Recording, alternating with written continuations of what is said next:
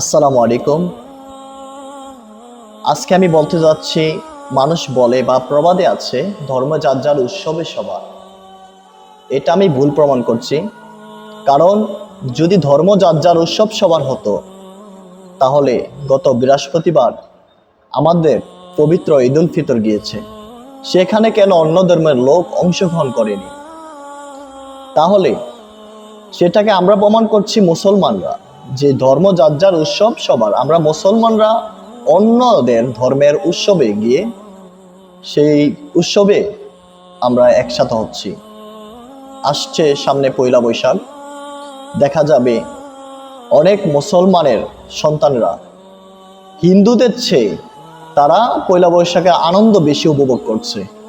কিন্তু কোনো হিন্দুকে দেখেছেন আজ পর্যন্ত আমাদের পবিত্র ঈদ উল ফিতর বা ইসলামিক যে অনুষ্ঠানগুলা সেগুলাকে উদযাপন করতে?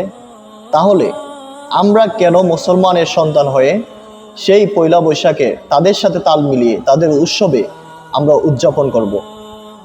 অতএব আমি বলতে চাই, প্রত্যেকটি মুসলমানকে সচেতন হওয়া দরকার, তাদের ঈমানকে মজবুত করা দরকার। আমরা ইসলামের আইন মেনে চলব এবং ধর্ম যার যার উৎসব তাদের।